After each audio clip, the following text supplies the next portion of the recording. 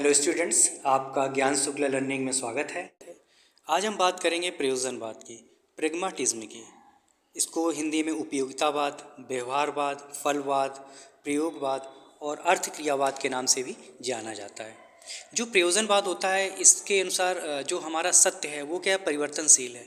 और ये बात करेगा उपयोगिताओं की, जो चीज़ उपयोगी है वही क्या है, सत्य है। तो चलिए स्टार्ट करते हैं, लेते हैं अपने पहली स्लाइड। प्रयोजनवाद का अर्थ,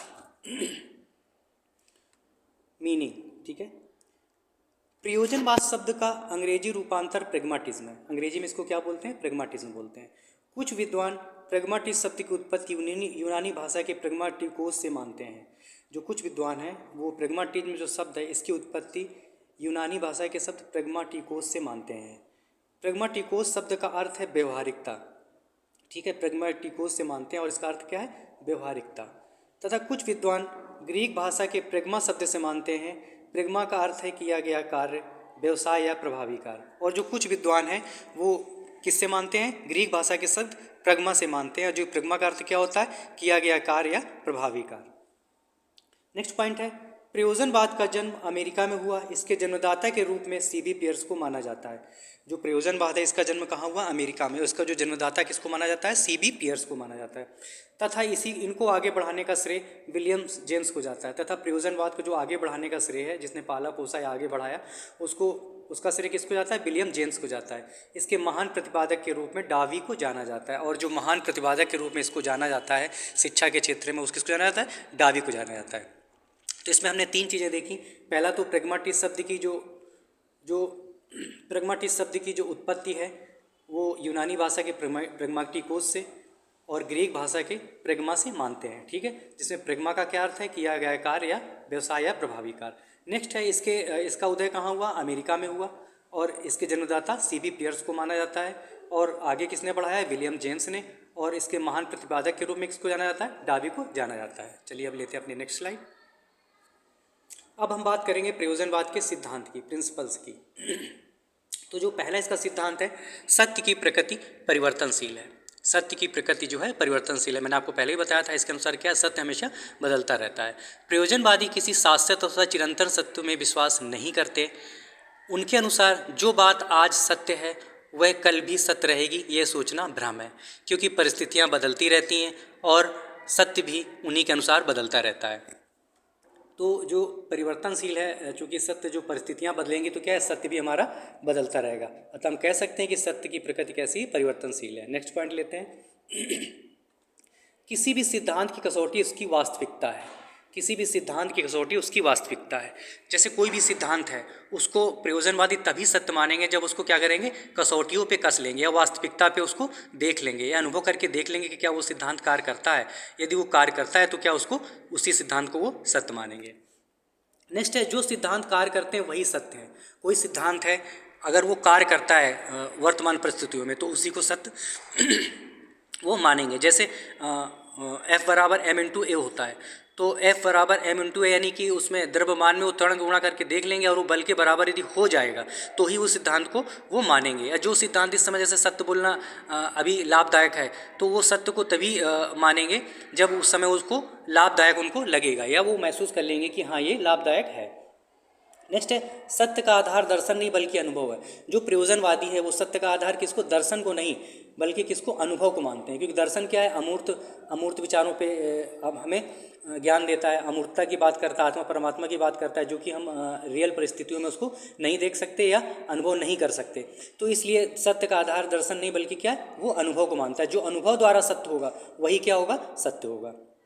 नेक्स्ट है, मानव स्वयं अपने मूल्यों का निर्माण करता है। प्रयोजनवाद के अनुसार जो मानव है वो स्वयं अपने मूल्यों का निर्माण करता है। क्योंकि जब परिस्थितियाँ बदलती हैं, सत्य बदलता है तो मूल्य भी हमारे बदल जाते हैं। समय के अनुसार मूल्य भी हमारे बदलते रहते हैं।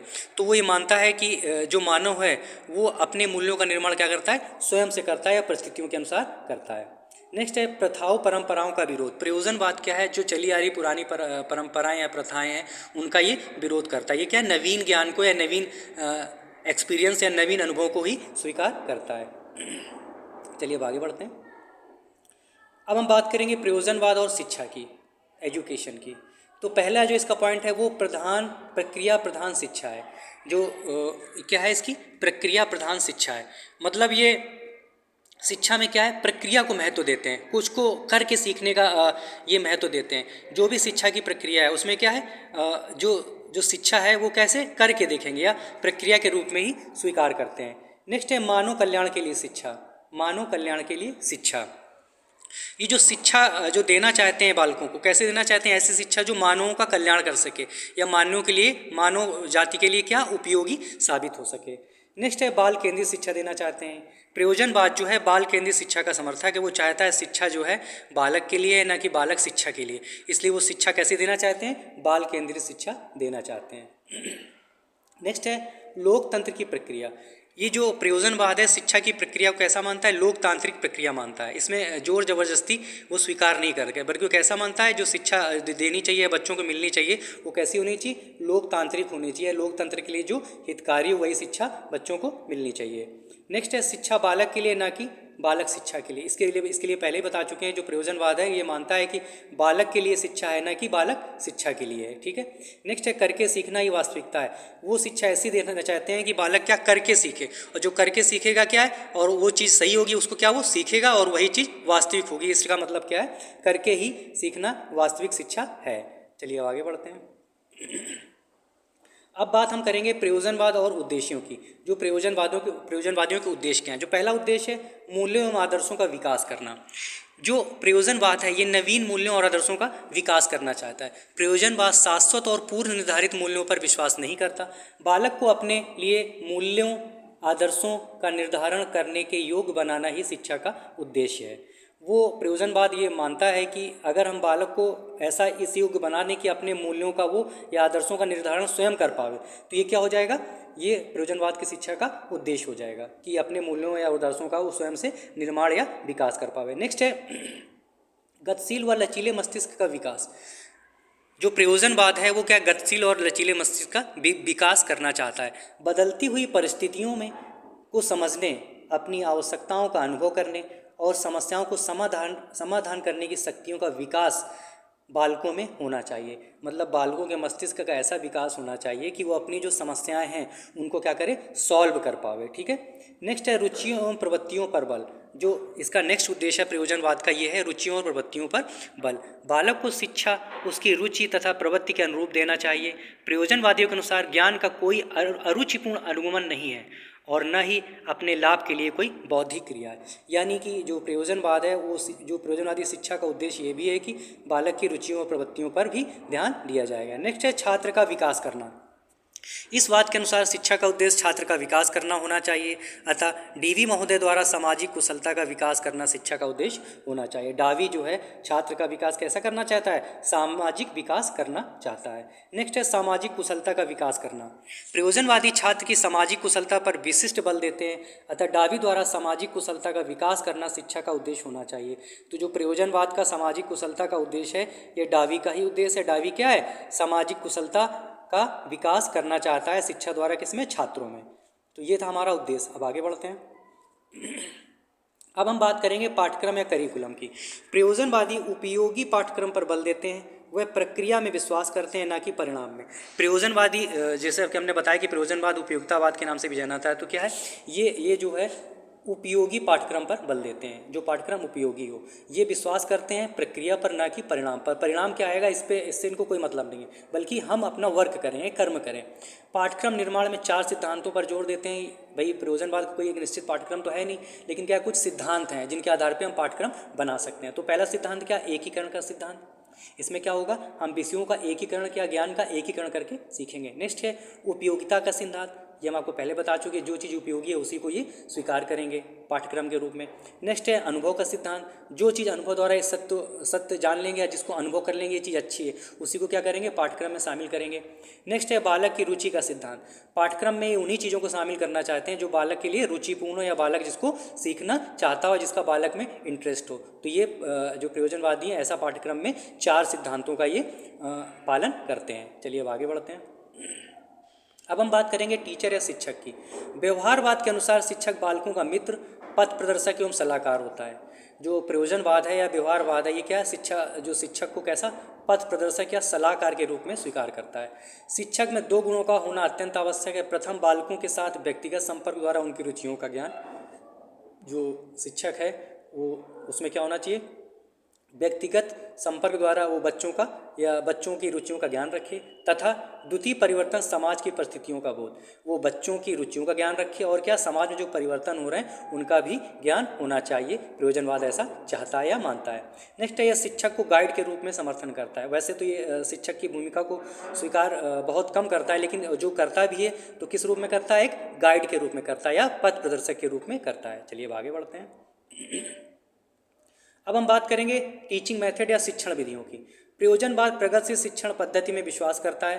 प्रयोजनवादियों ने शिक्षण पद्धति में कुछ सिद्धांत प्रतिपादित किए हैं जो निम्नलिखित हैं।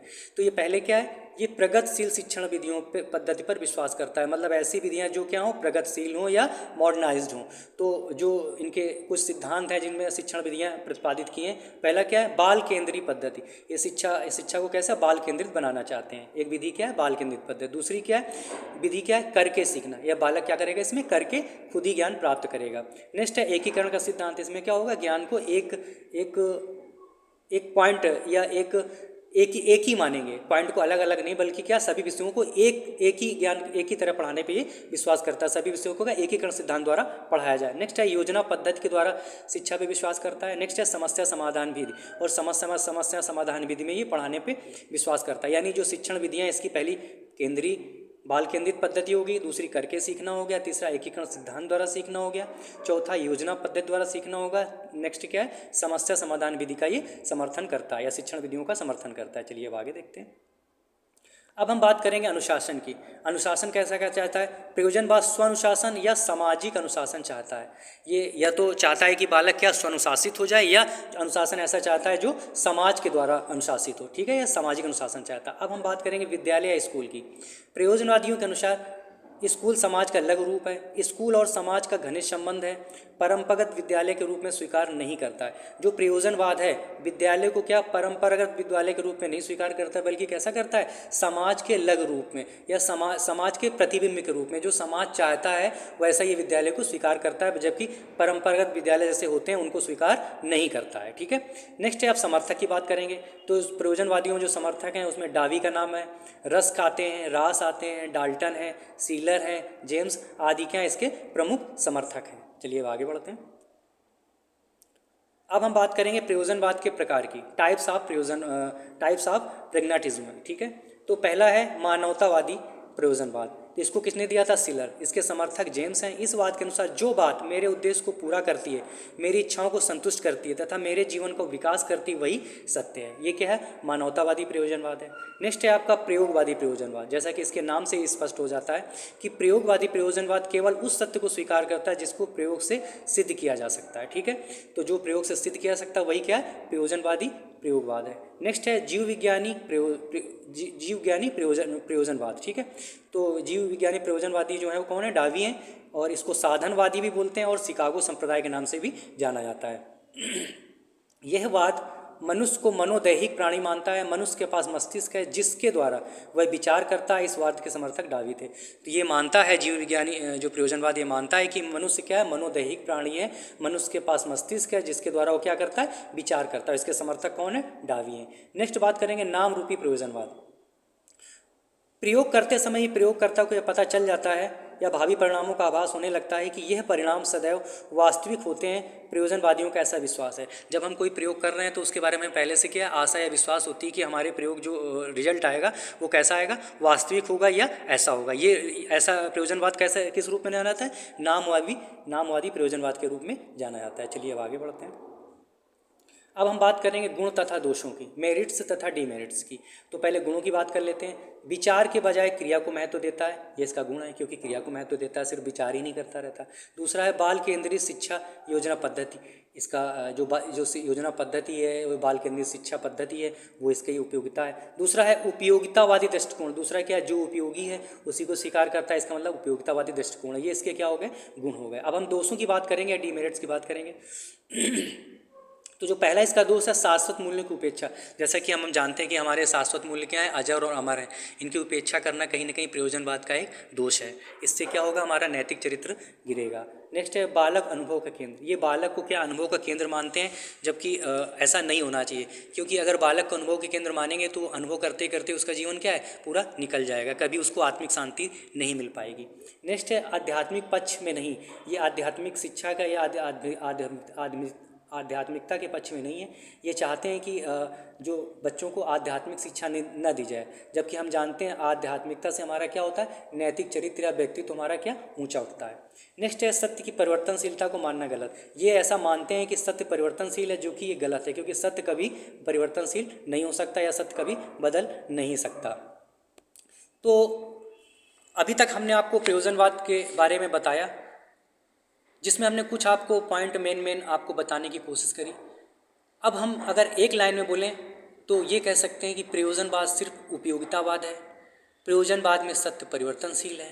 ये उन्हीं चीज़ों को स्वीकार करता है, चाहे वो टीचर हो या विद्यालय हो या अनुशासन हो या पाठ्यक्रम हो, उन्हीं को स्वीकार करता है जो उसके वर्तमान में उपयोगी हों या फलदायी हों। ठीक है, तो ये था हमारा टॉपिक प्रयोजनवाद। आशा करते हैं आपको समझ में आया होगा।